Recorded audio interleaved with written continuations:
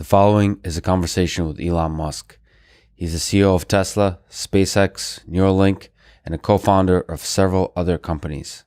This conversation is part of the Artificial Intelligence Podcast. The series includes leading researchers in academia and industry, including CEOs and CTOs of automotive, robotics, AI, and technology companies. This conversation happened after the release of the paper from our group at MIT on driver functional vigilance during use of Tesla's Autopilot. The Tesla team reached out to me offering a podcast conversation with Mr. Musk. I accepted, with full control of questions I could ask and the choice of what is released publicly. I ended up editing out nothing of substance. I've never spoken with Elon before this conversation, publicly or privately. Neither he nor his companies have any influence on my opinion, nor on the rigor and integrity of the scientific method that I practice in my position at MIT. Tesla has never financially supported my research, and I've never owned a Tesla vehicle. I've never owned Tesla stock. This podcast is not a scientific paper. It is a conversation. I respect Elon as I do all other leaders and engineers I've spoken with. We agree on some things and disagree on others. My goal as always with these conversations is to understand the way the guest sees the world. One particular point of disagreement in this conversation was the extent to which camera-based driver monitoring will improve outcomes and for how long it will remain relevant for AI-assisted driving. As someone who works on and is fascinated by human-centered artificial intelligence, I believe that if implemented and integrated effectively, camera-based driver monitoring is likely to be of benefit in both the short term and the long term. In contrast, Elon and Tesla's focus is on the improvement of Autopilot such that its statistical safety benefits override any concern of human behavior and psychology. Elon and I may not agree on everything, but I deeply respect the engineering and innovation behind the efforts that he leads. My goal here is to catalyze a rigorous, nuanced, and objective discussion in industry and academia on AI-assisted driving, one that ultimately makes for a safer and better world. And now, here's my conversation with Elon Musk. What was the vision, the dream of Autopilot when, in the beginning, the big picture system level, when it was first conceived and started being installed in 2014, the hardware in the cars? What was the vision, the dream? I wouldn't characterize it as a vision or dream. It's simply that there are obviously two massive revolutions in the automobile industry. One is the transition to electrification, and then the other is autonomy. And it became obvious to me that in the future, any car that did not have autonomy would be about as useful as a horse. Which is not to say that there's no use, it's just rare and somewhat idiosyncratic if somebody has a horse at this point. It's just obvious that cars will drive themselves completely. It's just a question of time. And if we did not participate in the autonomy revolution, then our cars would not be useful to people relative to cars that are autonomous. I mean, an autonomous car is arguably worth 5 to 10 times more than a car which is not autonomous. In the long term. Depends what you mean by long term, but let's say at least for the next 5 years, perhaps 10 years. So there are a lot of very interesting design choices with Autopilot early on. First is showing on the instrument cluster or in the Model 3 on the center stack display what the combined sensor suite sees. What was the thinking behind that choice? Was there debate? What was the process? The whole point of the display is to provide a health check on the vehicle's perception of reality. So the vehicle's taking in information from a bunch of sensors, primarily cameras, but also radar and ultrasonics, GPS, and so forth. And then that information is then rendered into vector space, and that, with a bunch of objects with properties like lane lines and traffic lights and other cars, and then in vector space that is re-rendered onto a display, so you can confirm whether the car knows what's going on or not. by looking out the window. Right. I think that's a extremely powerful thing for people to get an understanding, so to become one with the system and understanding what the system is capable of. Now, have you considered showing more? So if we look at the computer vision, like road segmentation, lane detection, vehicle detection, object detection underlying the system, there is at the edges some uncertainty. Have you considered revealing the parts that the uncertainty in the system, the sort of probabilities associated with say image recognition or something like that? Yeah. So right now it shows like the vehicles in the vicinity, a very clean, crisp image, and people do confirm that there's a car in front of me, and the system sees there's a car in front of me. But to help people build an intuition of what computer vision is by showing some of the uncertainty. Well, I think it's in my car. I always look at the sort of the debug view, and there's two debug views. One is augmented vision, which I'm sure you've seen, where it's basically we draw boxes and labels around objects that are recognized, and then there's what we call the visualizer, which is basically a vector space representation summing up the input from all sensors. That does not show any pictures, but it shows all of the. It basically shows the car's view of the world in vector space. But I think this is very difficult for normal people to understand. They would not know what the heck they're looking at. So it's almost an HMI challenge to the current things that are being displayed is optimized for the general public understanding of what the system is capable of. It's like if you have no idea how computer vision works or anything, you can still look at the screen and see if the car knows what's going on. And then if you're a development engineer, or if you have the development build like I do, then you can see all the debug information. But those would just be like total gibberish to most people. Right.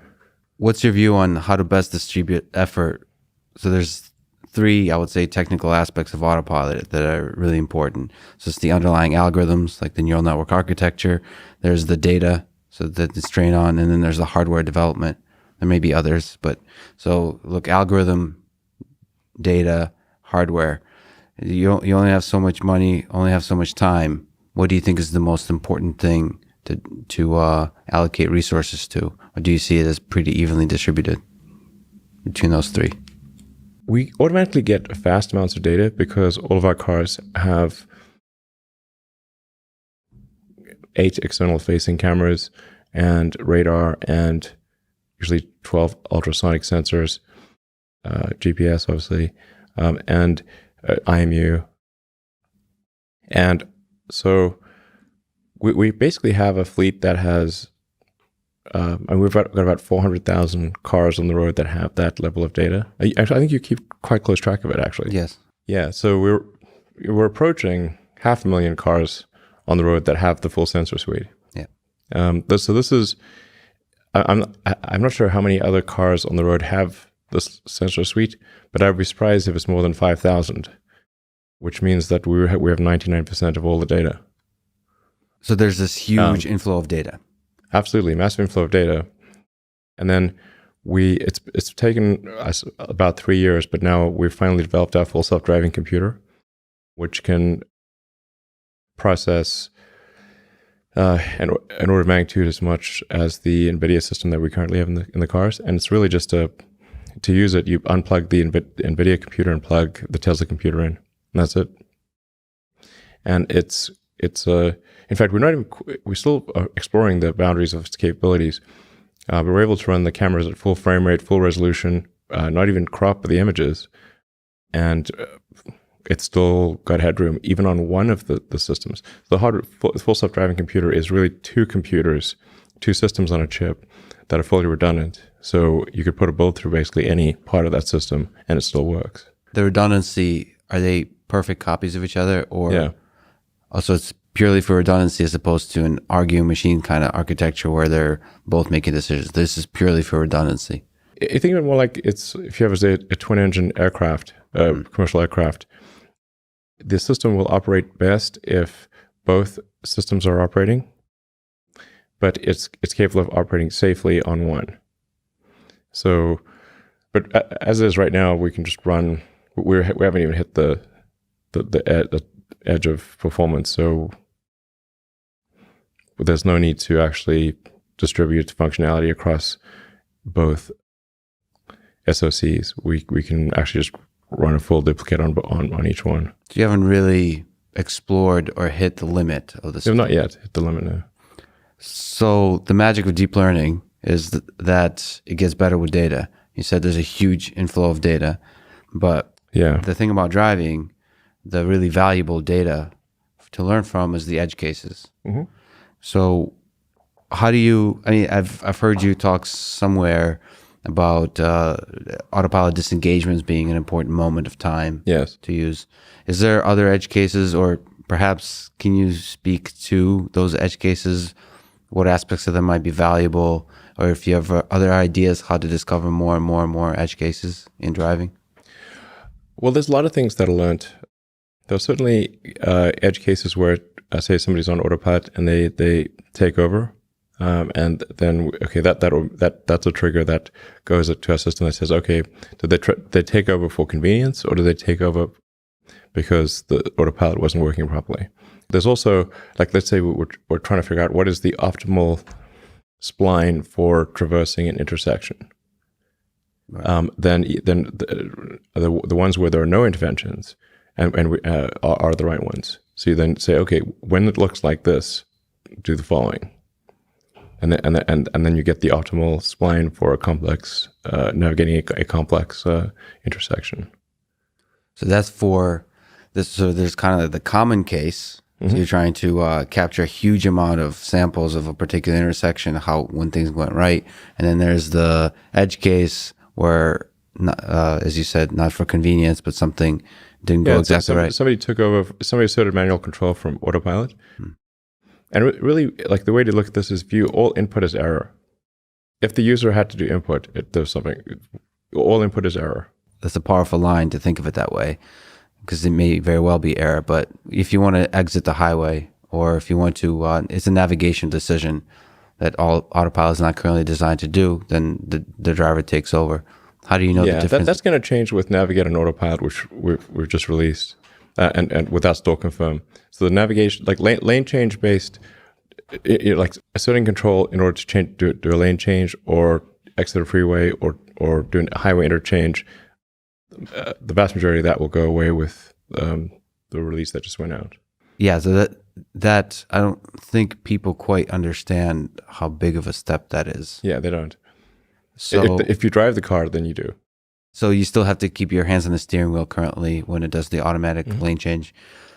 So there's these big leaps through the development of autopilot, through its history, and what stands out to you as the big leaps? I would say this one, Navigate an Autopilot without having to confirm, is a huge leap. It is a huge leap. It also automatically overtakes slow cars.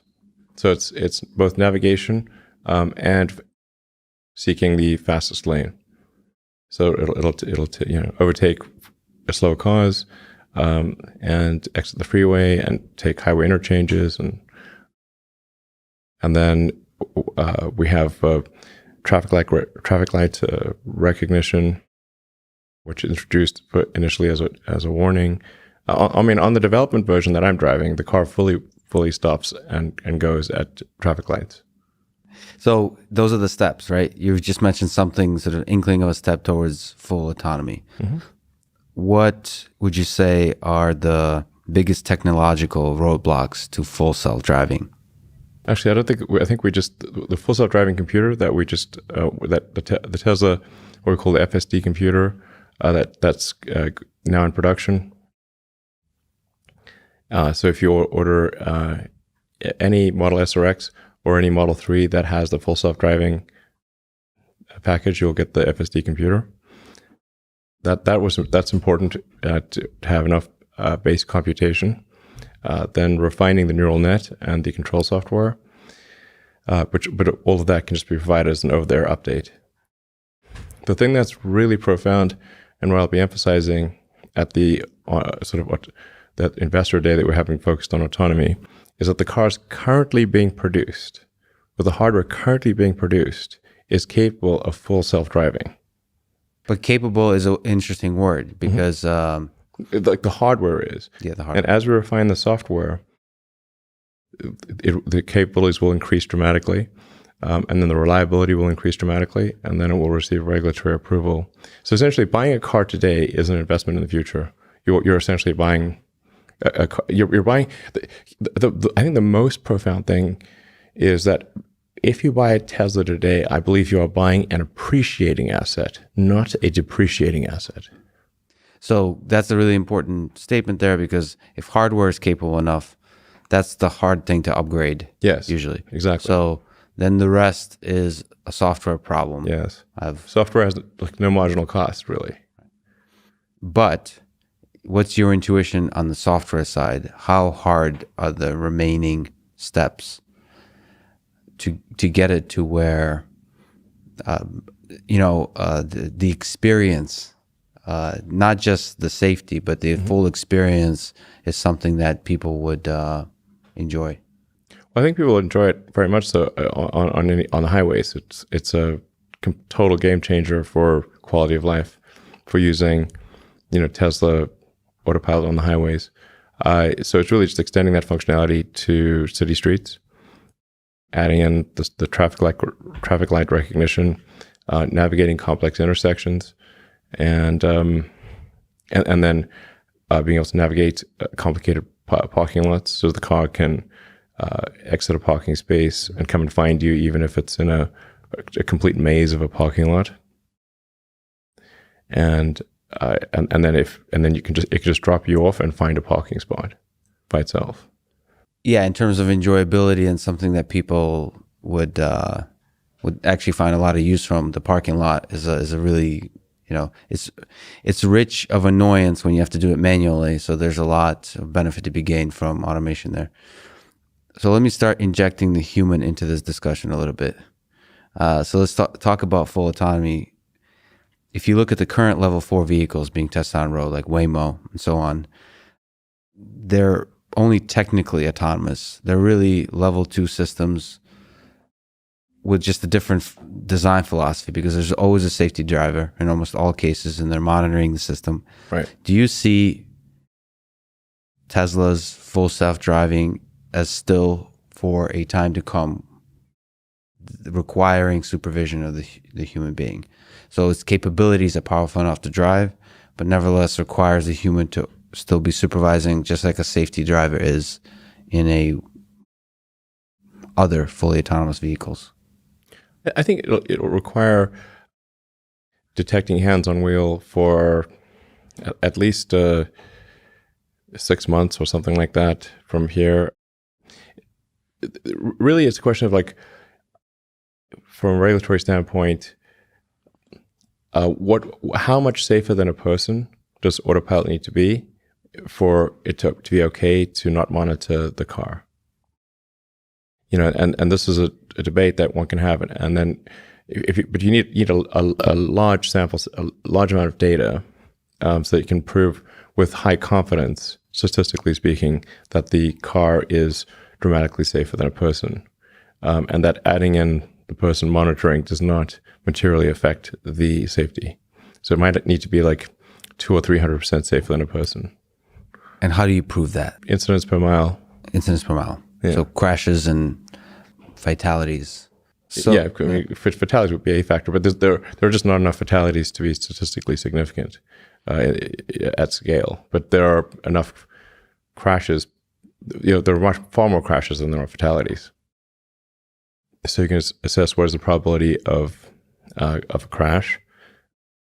Then there's another step, which is probability of injury, then probability of permanent injury, then probability of death. And all of those need to be much better than a person by at least perhaps 200%. And you think there's the ability to have a healthy discourse with the regulatory bodies on this topic? I mean, there's no question that regulators pay disproportionate amount of attention to that which generates press. This is just an objective fact. And Tesla generates a lot of press. So in the United States, there's I think, almost 40,000 automotive deaths per year. But if there are 4 in Tesla, they'll probably receive 1,000 times more press than anyone else. So the psychology of that is actually fascinating. I don't think we'll have enough time to talk about that, but I have to talk to you about the human side of things. So myself and our team at MIT recently released a paper on functional vigilance of drivers while using Autopilot.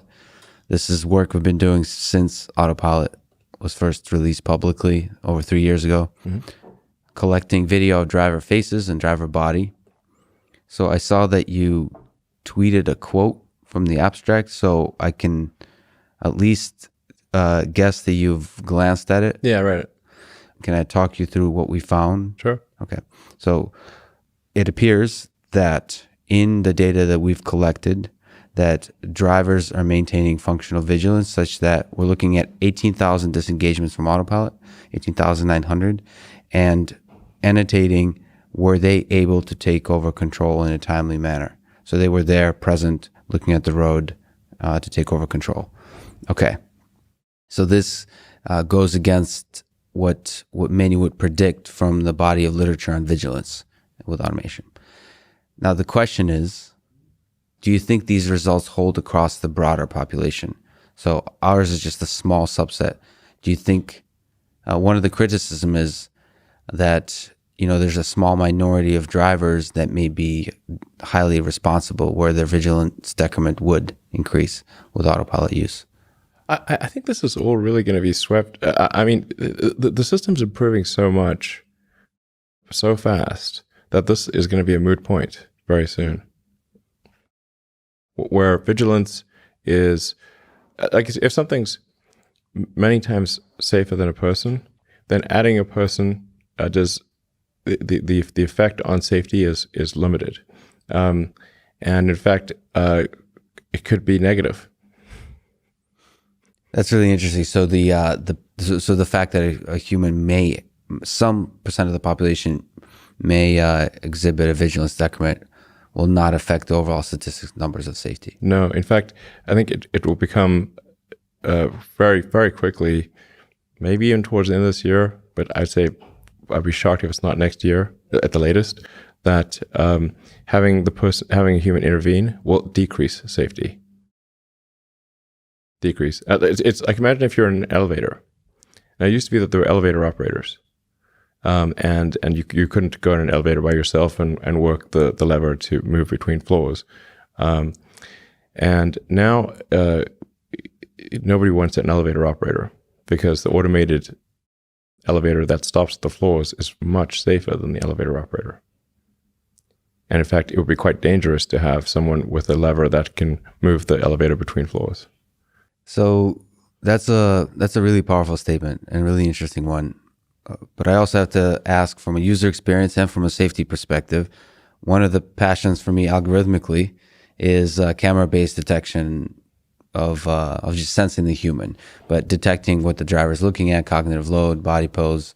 On the computer vision side, that's a fascinating problem. But and there's many in industry who believe you have to have camera-based driver monitoring. Do you think there could be benefit gained from driver monitoring? If you have a system that's at or below human level reliability, then driver monitoring makes sense. But if your system is dramatically better, more reliable than a human, then driver monitoring does not help much. And like I said, you just like you wouldn't want someone you wouldn't want someone in the elevator. If you're in an elevator, do you really want someone with a big lever? Some random person operating the elevator between floors? I wouldn't trust that. I'd rather have the buttons.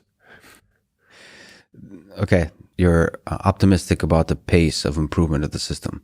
From what you've seen with the full self-driving car, computer, the rate of improvement is exponential. So one of the other very interesting design choices early on that connects to this is the operational design domain of Autopilot. So where Autopilot is able to be turned on. So contrast another vehicle system that we're studying is the Cadillac Super Cruise system. That's, in terms of ODD, very constrained to particular kinds of highways, well mapped, tested, but it's much narrower than the ODD of Tesla vehicles. There's It's pros like and ADD. yeah, that's good. That's a good line. What was the design decision?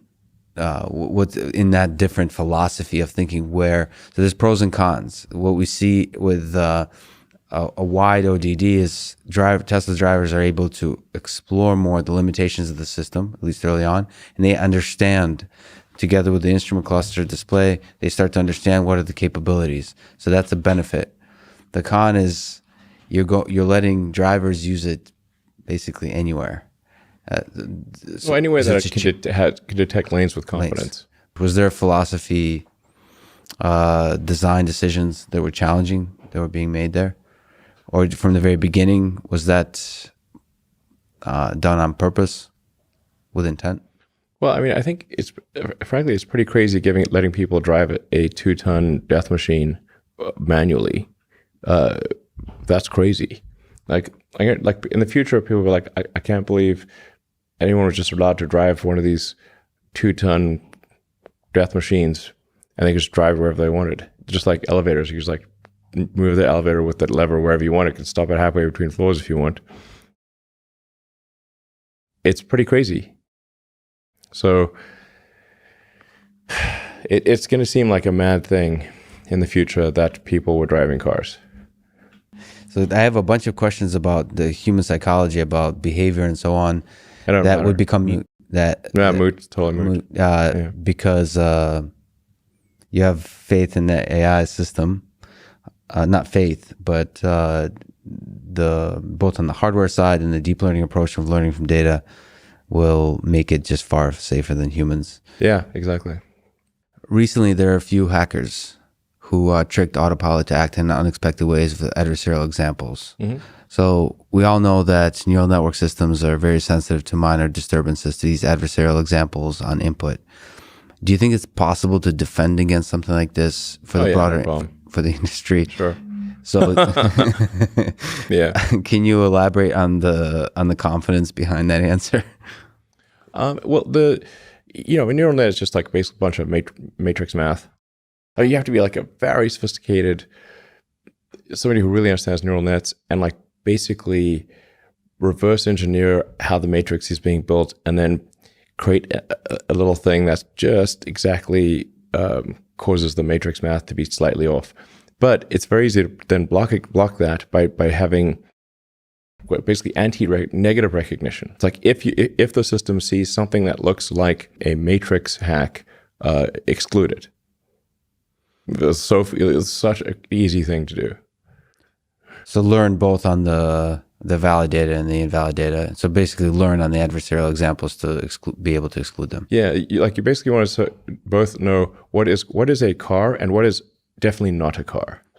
And you train for this is a car and this is definitely not a car. Those are two different things. People have no idea neural nets really. They probably think neural nets involves fishing net or something. So as you know, taking a step beyond just Tesla and Autopilot, current deep learning approaches still seem in some ways to be far from general intelligence systems. Do you think the current approaches will take us to general intelligence, or do totally new ideas need to be invented? I think we're missing a few key ideas for general intelligence, artificial general intelligence. But it's going to be upon us very quickly. And then we'll need to figure out what shall we do if we even have that choice. But it's amazing how people can't differentiate between, say, the narrow AI that allows a car to figure out what a lane line is and navigate streets versus general intelligence. Like these are just very different things. Like your toaster and your computer are both machines, but one's much more sophisticated than another. You're confident with Tesla you can create the world's best toaster? The world's best toaster, yes. The world's best self-driving. Yes. To me, right now, this seems game, set, match. I mean, that sounds, I don't want to be complacent or overconfident, but that's what it appears. That is just literally how it appears right now. I could be wrong, but it appears to be the case that Tesla is vastly ahead of everyone. Do you think we will ever create an AI system that we can love and loves us back in a deep, meaningful way, like in the movie Her? I think AI will be capable of convincing you to fall in love with it very well. And that's different than us humans? You know, we start getting into a metaphysical question of like, do emotions and thoughts exist in a different realm than the physical? And maybe they do, maybe they don't. I don't know. But from a physics standpoint, I tend to think of things, you know, like physics was my main sort of training, and from a physics standpoint, essentially, if it loves you in a way that you can't tell whether it's real or not, it is real. It's a physics view of love. Yeah. If you cannot prove that it does not, if there's no test that you can apply that would allow you to tell the difference, then there is no difference. Right. And it's similar to seeing our world as simulation. There may not be a test to tell the difference between what the real world and the simulation, and therefore, from a physics perspective, it might as well be the same thing. Yes. And there may be ways to test whether it's a simulation. There might be. I'm not saying there aren't. But you could certainly imagine that a simulation could correct that. Once an entity in the simulation found a way to detect the simulation, it could either restart, pause the simulation, start a new simulation, or do one of many other things that then corrects for that error. So when maybe you or somebody else creates an AGI system and you get to ask her one question, what would that question be?